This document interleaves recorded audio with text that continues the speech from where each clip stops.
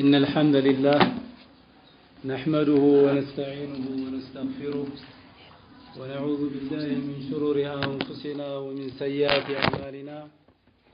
من يهده الله فلا مضل له ومن يضلل فلا هادي له وأشهد أن لا إله إلا الله وحده لا شريك له وأشهد أن محمدا عبده ورسوله صلى الله عليه وسلم يا أيها الذين آمنوا اتقوا الله حق تقاته ولا تموتن إلا وأنتم مسلمون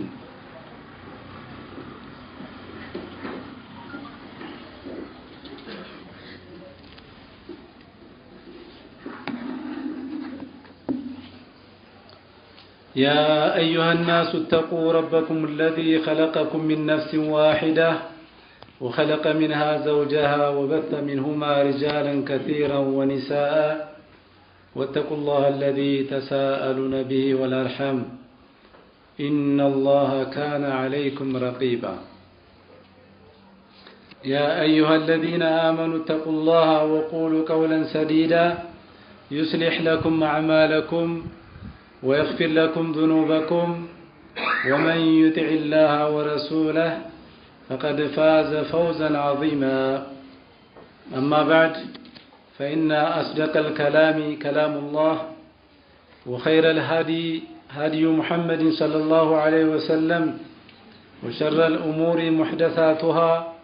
وكل محدثة بدعة وكل بدعة ضلالة وكل ضلالة في النار أما بعد السلام عليكم ورحمة الله وبركاته إن شاء الله تعالى بزي بتكبر مسجد ያው ለማስታወስ የምፈልገው ርዕስ ያው የኡስታዛችንን ርዕስ የሚያጠናክር ወይም ደግሞ ማሟያ ርዕስ ነው المنهج السلفي تعريفه وسماته ودعوته الإصلاحية የሚል ርዕስ ነው የመረጥኩት ያው ማጠናከሪያ ኢንሻአላህ ማጠናከሪያ ነው ሼክ ዶክተር መሐመድ ኢብኑ ዑመር ባዝሙል የሚባሉ ሐፊዘሁላህ እሳቸው ከጻፉት መጽሐፍ ጠቃሚ የሆኑ ነጥቦችን ለማስታወስ ይሆናል المنهج السلفي تعريفه وسماته ودعوته الإصلاحية እንግዲህ ታሪፉን ምን እንደሆነ ያው ኡስታዛችን ቀደም ተከስ አድርገውታል منهج السلفي الطريق التي يحصل بها تحقيق المتابعة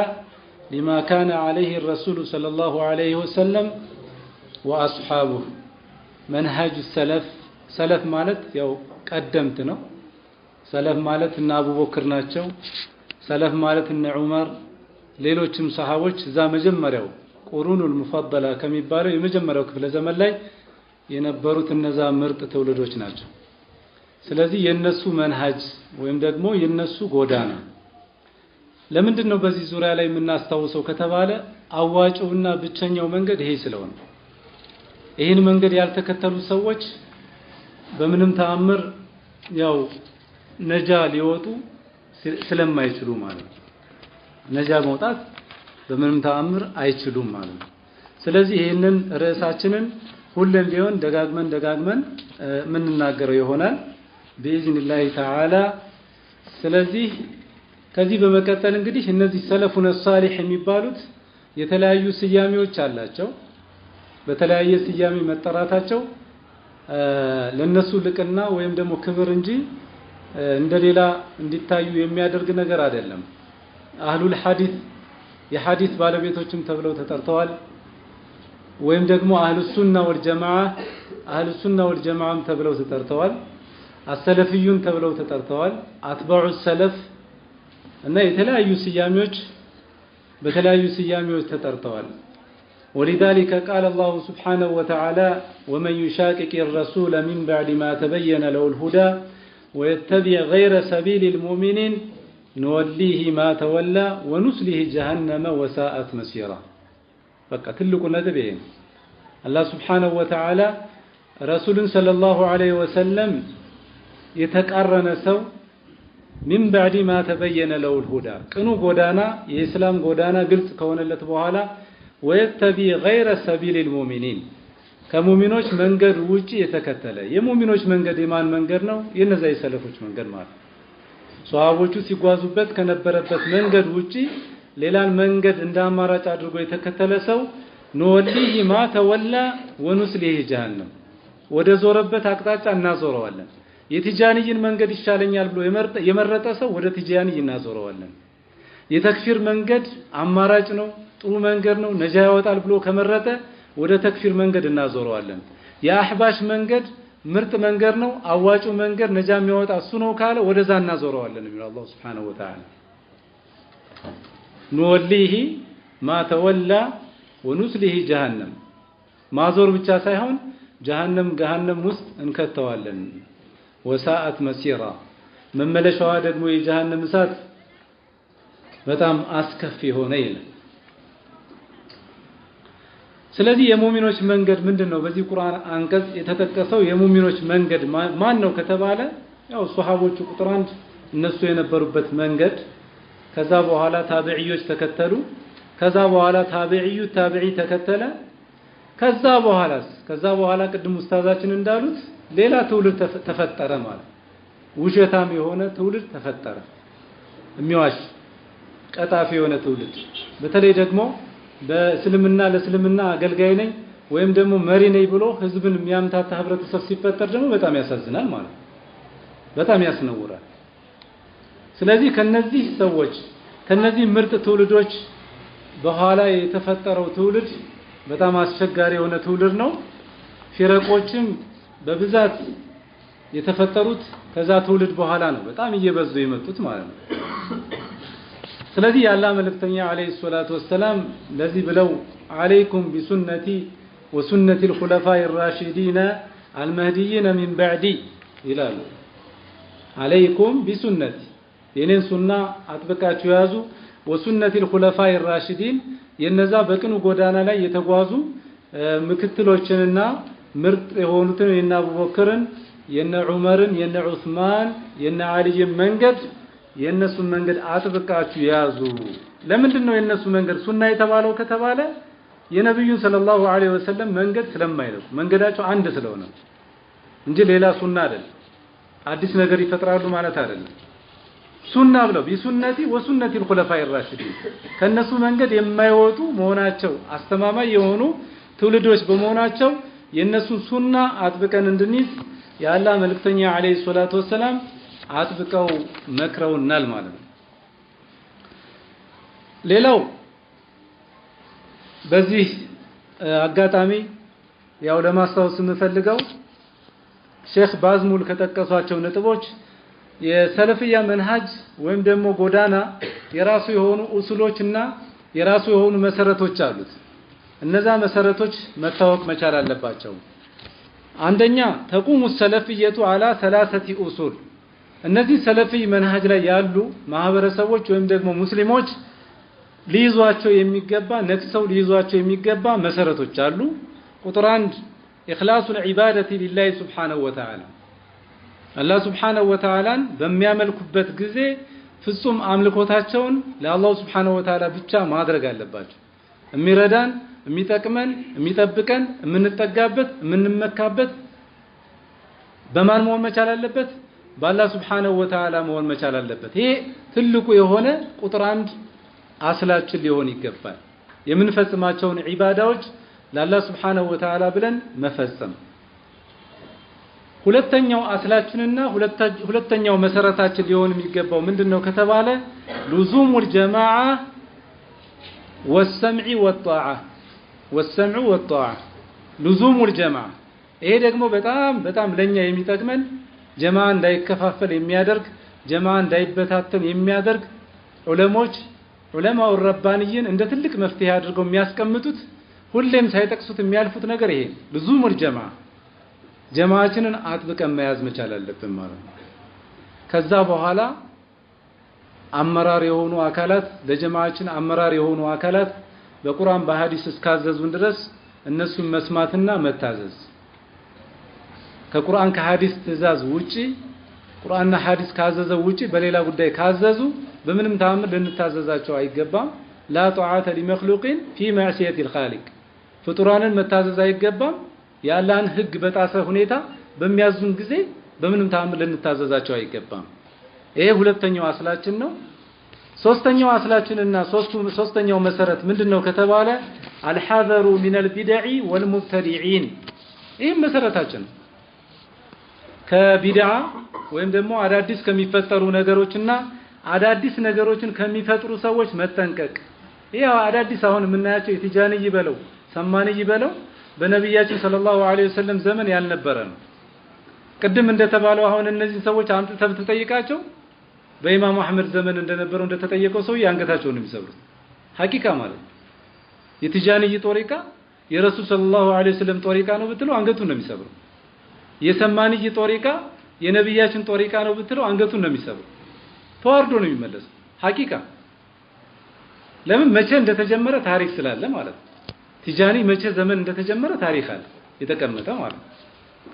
ስለዚህ ቢድዓን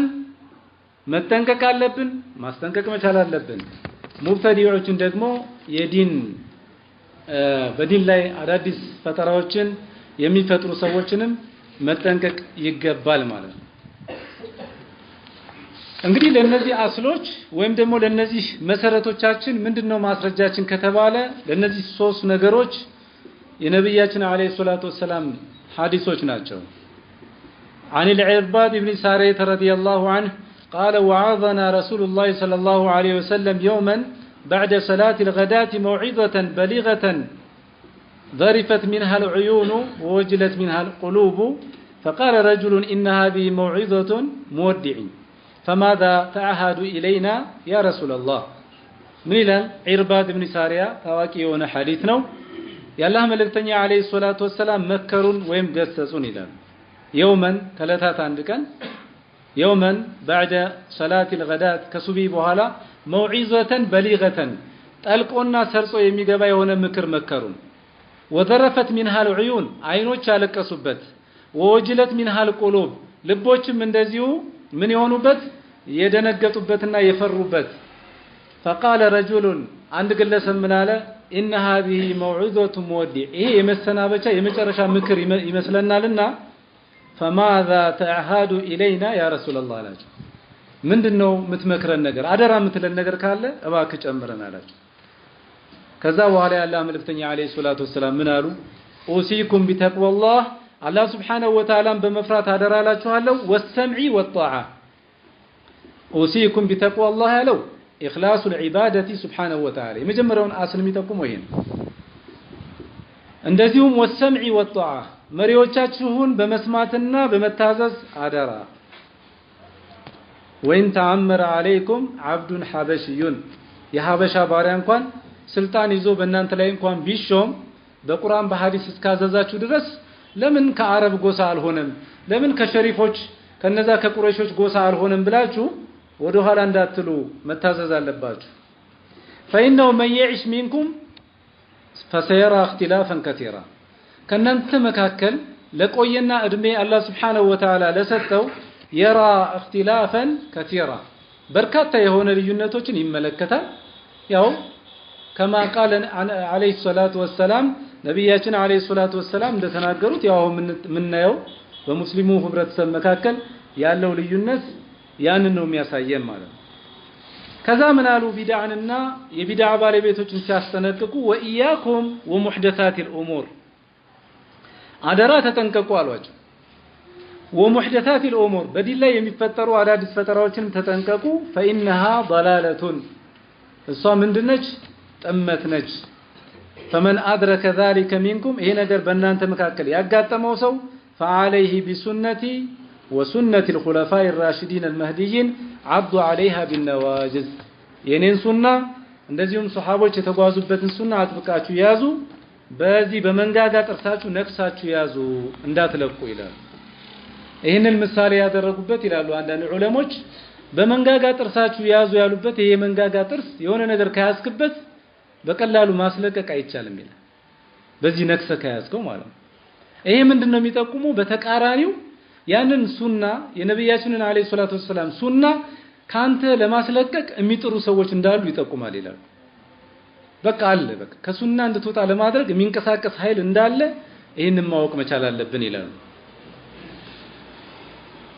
ሌላው ሐዲስ عن سهيل بن أبي صالح عن أبيه عن أبي هريرة رضي الله عنه أن رسول الله صلى الله عليه وسلم قال إن الله يرضى لكم ثلاثا الله سبحانه وتعالى لنانت ሶስት ነገር ይወድላችኋል ويسخط لكم ثلاثا ሶስት ነገሮች ደግሞ ለናንተ ይጠላላችኋል አላህ يرضى لكم أن تعبدوه ولا تشركوا به شيئا ይሄ አንደኛው አስል ነው መሰረቱ አላህ Subhanahu Wa Ta'ala ለናንተ ከሚወደው ነገር አላህ Subhanahu Wa Ta'ala በብቸኝነት ልትገዙ ነው በሱ ምንንም ነገር ላታሻርኩ ወይም ደግሞ ላታጋሩ ከዛ ቀጥሎ ምን አሉ وأن تعتصموا بحبل الله جميعا በአላህ Subhanahu Wa Ta'ala ገመድ ሁላችሁም ልትጠበቁ حبل الله ምንድነው ቁርአን ሐዲስ የአላህ Subhanahu Wa Ta'ala መመሪያ ሐብሊህ ነው ተውሂድ ነው ሐብላችን ገመዳችን ምንድነው ተውሂድ ከተውሂድ ገመድ ውጪ በምንም ተአምር አንድነት ሊመጣ በምንም ተአምር አይቻልም አሁን እየተባለ እየተዘመረ ያለው ጉዳይ ግን በቃ ያለ ተውሂድም አንድ መሆን ይቻላል በቃ አንድ መሆን ይቻላል ሙስሊሙ ህብረተሰብ ያለ ተውሂድ ሳይኖር አንድነት መፍጠር ይቻላል መጀመሪያ ዑለማው ኢትሃድ ይፍጠር ነው የሚባለው አሁን ሲታይ ማለት እንዴት ነው መጀመሪያ ዑለማው መቼ አንድ ሆነ በአቂዳ መቼ አንድ ሆነ አንዱ አህባሽ ነው አንዱ ቲጃንያ ነው አንዱ ሰማኒ ነው አንዱ ሱንይ ነው የተለያየ ፍረቅ ነው ያለ ስለዚህ እነዚህ ሰዎች መጀመሪያ በተውሂድ አንድ መሆን መቻል አለባቸው ውህደት መፍጠር መቻል አለባቸው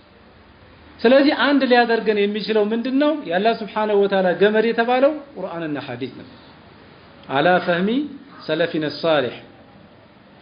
ሌላው وان تناصحوا من والله الله امركم እንደዚሁ ልትመካከሩ ነው አላህ Subhanahu Wa Ta'ala በእናንተ ላይ ኃላፊነት የሰጠው ባለስልጣን ካለ ሹም ካለ በቃ መመካከር እሱን መስማት መታዘዝ በመልካም ነገር ሲያዝ ማለት ويسخط لكم ለእናንተ ደግሞ ይጠላላችኋል ምን ቂለ ወቃል እንደዚህ ተባለ እንደዚህ ያለ ያው ያለንበት ነው የፌስቡክ ወሬ ማለት ኢንተርኔት ውስጥ ብትገባ ቂለ ወቃል ነው ከሌ ሞተ ይላል ዝም ብሎ ያልሞተው ማለት ከሌ ተረሸነ ይላል ከሌ መስጊድ ተቃጠለ ይላል ወይ ሳይቃጠል ማለት ቂለ ወቃል እንደዚህ ተባለ ይሄንን አላህ Subhanahu Wa Ta'ala ከናንተ ላይ ይጣላል ማስረጃም መሰረት ያደረገ ወሬ ከመጣ እንቀበላለን ከዛ ውጭ ግን ዝም ብለን ያለ ማስረጃ የሆነ ሰው ሰምተን እንደዚህ ተባለ ያኛው ደግሞ ይዙ እንደዚህ ተባለ ይሄ ክልክል ሌላው ወይضعة المال ገንዘብን ደግሞ እንደዚሁ ማባከን ማጥፋት ያላግባብ ይሄንም አላህ Subhanahu Wa Ta'ala ከናንተ ላይ ይጣላል وكثرة السؤال ጥያቄዎችን ደግሞ በጣም ማብዛት ይሄም የተለያየ ተፍሲር ዑለሞች ይሰጡታል አላኩል ይሃል በዚህ በልመናም በኩል እንደው ምናልባት ضروري የሆነ ነገር ካልሆነ በስተቀር መለመንም የተከለከለ ነው ከዒልም አንፃርም ከሆነ ደግሞ ተገቢ ያልሆኑ ጥያቄዎችን ማብዛትም እንደዚሁ ተገቢ እንዳልሆነ የሚጠቅስ ሐዲስ ነው ማለት ነው እንግዲህ እነዚህን አስሎች ነጥብ በነጥብ ከተመለከትናቸው በተወሰነ መልኩ الأصل الأول تحقيق العبودية لله سبحانه وتعالى باتباع الكتاب والسنة على وفق فهم السلف الصالح የመጀመሪያው መሰረታችን አላህ Subhanahu Wa Ta'ala በብቸኝነት ማምለክ باتباع الكتاب والسنة ቁርአንና ሐዲስን በመከተል على وفق فهم السلف الصالح እችን ዑለሞች የጨመሩበት ምክንያት ለምንድነው ከተባለ የተለያዩ አንጃዎች ተፈጠሩ አህባሽ ለምሳሌ አንድ ቡድን ነው ቁርአንን የሚረዱት እነሱ በተለየ መልኩ ነው የነሱ መሪያቸው የሚረዳው ቁርአንን በተለየ መልኩ ነው ሱፊያው የሆነ የቁርአን አንቀጽ በራሱ አረዳድ ይገነዘበዋል ማለት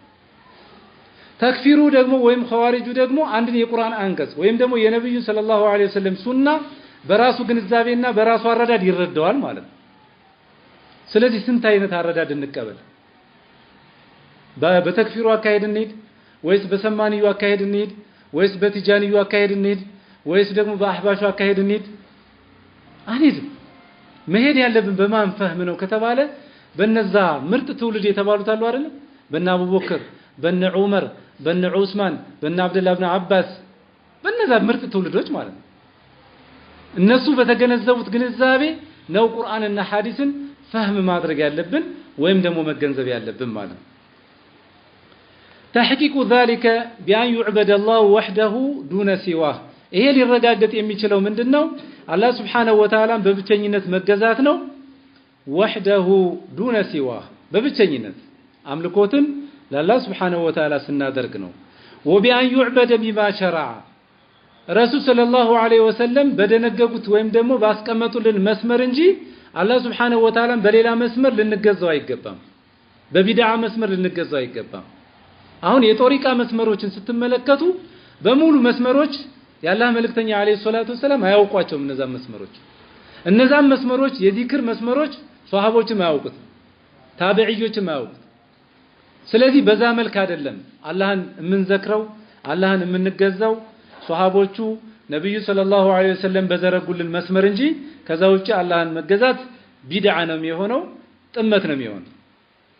وذلك حقيقة كلمة الإخلاص أشهد أن لا إله إلا الله وأشهد أن محمدا عبده ورسوله فالدين يقوم على أصلين ديناتنا يقوموا بمندنو كتباله بولت مسارتوش لا ينويلن عندنا ألا نعبد إلا الله الله ننجي ማንንም ላንገዛን ማንንም ላናመልክ ነው ሁለተኛው መሰረት ደግሞ ወአላ ነዕቡድ አላህ ኢላ ቢማ ሸራ አላህን የምንገዛው በማን መስመር ነው የአላህ መልእክተኛ አለይሂ ሰላቱ ወሰለም በዘረጉልን መስመር ነው ሶላትን ለምሳሌ የምንሰግደው ዙሁርን 4 ረካ ማን የዘረጋው መስመር ነው ረሱል አለይሂ ሰላቱ ወሰለም ከአላህ በመጣላቸው ወህይ የዘረጉልን መስመር በሙሉ የምንፈጽማቸው ዒባዳ ሶላት ከሰገድን በኋላ ምን ዘክራቸው ዚክሮች አሉ አይደል 33 ጊዜ ሱብሃንአላህ 33 ጊዜ አልহামዱሊላህ 33 ጊዜ አላሁ አክበር ማን ስለነገረን ነው ይሄን መስመር ማን ስለዘረጋልን ነው አላህ ስለዘረጋልን በማን አማካኝነት በነብያችን አለይሂ ሰላቱ ወሰለም አማካኝነት ማለት ስለዚህ ዒባዳዎችን የሚፈጸሙት በሙሉ ዒባዳዎች የአላህ መልእክተኛ አለይሂ ሰላቱ ወሰለም በዘረጉልን መስመር እንጂ ከዛ ውጪ በሆኑ መስመሮች አላህ Subhanahu Wa Ta'ala ልንገዛ አይገባንም هذا هو الأصل الأول الذي تقوم عليه السلفية تحقيق بالعبودية لله باتباع شرعه ومن خالفه ضل الصراط المستقيم إهنن يا نبي صلى الله عليه وسلم مسمر يتقارن سو ضل عن صراط المستقيم لك እንደ አይሁዶችና ልክ እንደ ነሳራዎች ከትክክለኛው መንገድ ይወጣል ማለት ይሄን ጥንቃቄ ልናደርግ ይገባል ሁለተኛው አስላችን لزوم الجماعه والسمع والطاعه لولاة الامر ጀማዓን አጥብቀን መያዝ መሪዎቻችንን ደግሞ መስማትና መታዘዝ በቁርአን በሐዲስ የሚመሩን ጀማዓዎች ኢማሞቻችንን መታዘዝ መስማት ይገባናል ማለት كما قال سبحانه وتعالى يا ايها الذين امنوا اطيعوا الله واطيعوا الرسول واولي الامر منكم እናንተ ያመናችሁ ሰዎች ሆይ አላህ Subhanahu Wa Ta'ala ታዘዙ ወአጢዑ الرسول ረሱልንም ታዘዙ ወኡሊ الامر منكم ከናንተ ደግሞ መሪ አድርጋችሁ ያስቀመጣችኋቸውን አካላት ታዘዟቸው ልትሰሟቸው ይገባል በቁርአን በሐዲስ እስካዘዙ ድረስ እዚህ ላይ ዑለሞች ምን ይላሉ አላህ Subhanahu Wa Ta'ala አጢዑ الله ወአጢዑ الرسول እዚህ ላይ ፊዕሉ አምር ትዛዙ ሁለቱም ላይ ተደጋግሞ መጥቷል ይላል አጢዑ الله አለና አሁንም ወአጢዑ እንደገመው ይላል ወአጢዑ الرسول የዚህ ሚስጥሩ ምን ማለት ነው ይላል አላህንና ረሱልን 100% ነው የምንታዘዛቸው ማለት 100% ስለማይሳሳቱ ማለት ከዛ በኋላ ግን ወኡሊል አምሪ ሚንኩም ላይ አጢዑ አልመጣም ይላል ይሄ ያላመጣበት ምክንያት እነሱን የምንታዘዘው ሰዎች ናቸውና ወህይ አይወርድላቸው ሊሳሳቱም ስለሚችሉ የምንታዘዛቸው ቁርአንና ሐዲስን መሰረት ባደረገ ሁኔታ ነው የምንታዘዛቸው ከዛ ውጪ ግን ካዘዙን لا طاعة لمخلوق في معصية الخالق በወንጀል ካዘዙን አንታዘዛቸውም ማለት ነው ይላል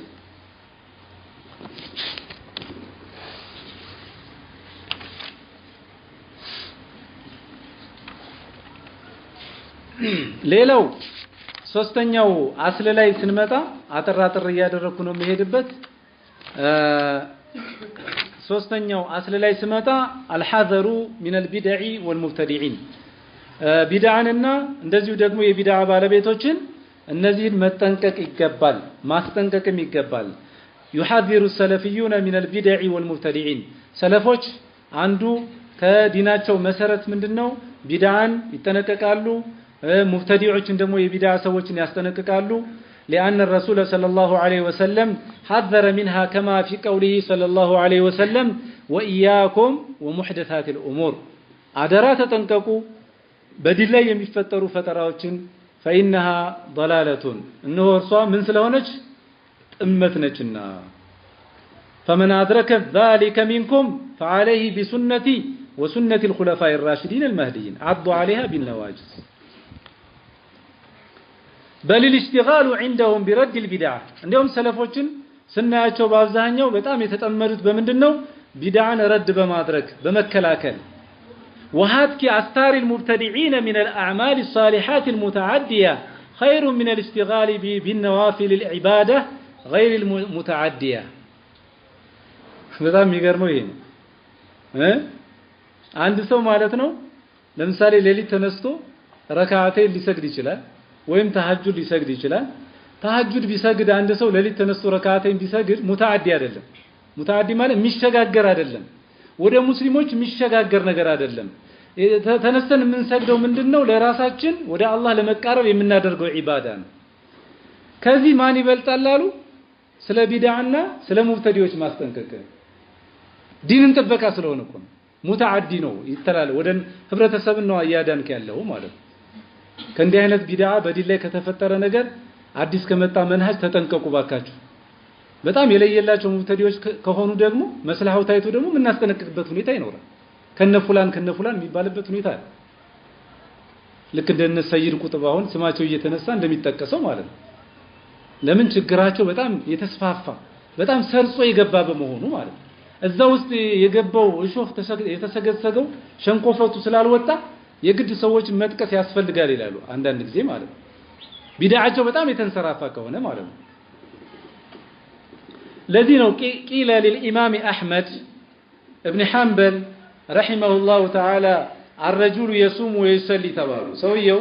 ይጾማል ይሰግዳል ለማለት ويعتكف اعتكافም ያደርጋል احب اليك ይህ ሰው ካንተ ዘንድ ተወዳጅ ነው አው የተከለሙ في اهل البدع ወይ ደግሞ ስለ ቢድዓ ባለቤቶች የሚናገር የሚያስጠነቅቅ فقال منالو اذا صام وصلى واعتكف بيصوم بيسجد اعتكاف بيادرግ فانما هو لنفسه لنفسه تكمل واذا تكلم في اهل البدع سل اهل البدع ግን ቢናገር فانما هو للمسلمين ለሙስሊሞች ነው የሚጠቅመው هذا افضل ይሄ በላጭ ነው ባይሆን የሚያስጠነቅቁ ሰዎች ዒልም ያላቸው መሆን መቻል አለባቸው ዕውቀት ያላቸው መሆን መቻል አለባቸው ዝም ብሎ ማንም ሰው ተነስቶ ዝም ብሎ አህዳስ አስናን ዒልም የሌላቸው ሰዎች ተነስተው ፉላን ማለታቸው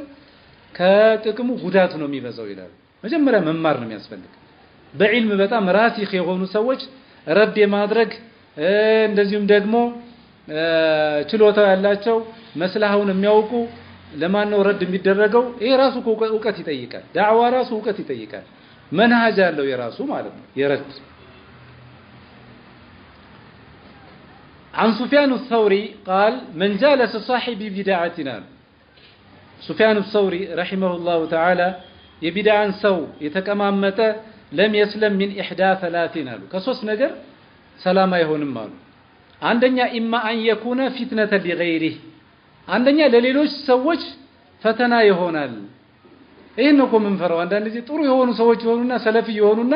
ከሙብተዲ ጋር አብሯቸው ውሏቸው ሲሆን ለሌላ ይፈተናል ሰው እንዴት ሙብተዲ ሆኖ ያኛው ሰለፊ ነኝ ይላል ይሄ ሙብተዲ ነው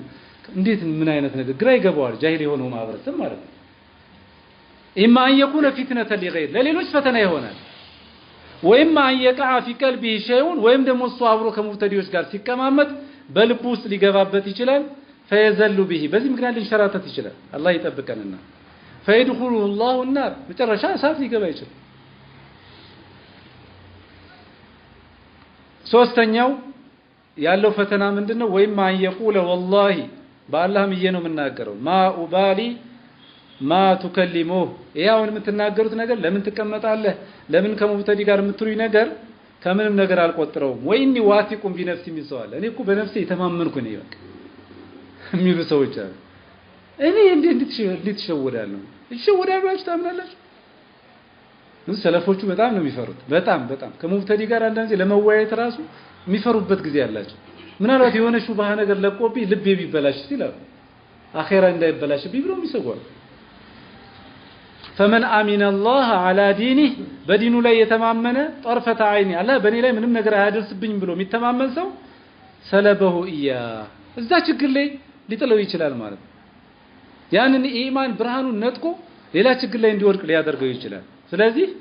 በጣም ጥንቃቄ ልናደርግ ይገባል ማለት ነው ሌላው ያው ቀደም ሙስታዝ የጠቀሱት ነጥብ አለ ሰለፍ መንሃጅ ሰለፍ መከተል ምንድነው ሁክሙ በተባለው ዙሪያ ላይ ያው ዋጅብ ነው በቃ ግዴታ ነው ومما سبق تعلم أن اتباع المنهج السلفي هو الدين الواجب اتباعه لمن ከሰለፎች መንሃጅ ውጪ ያለው እሳት ውስጥ እንደሚያስገባ የአላህ መልእክተኛ አለይሂ ሰላቱ ወሰለም ስለተናገሩ ያችን መንገድ መከተል ግዴታ ነው ይሄንን ልናውቅ ይገባል ማለት ነው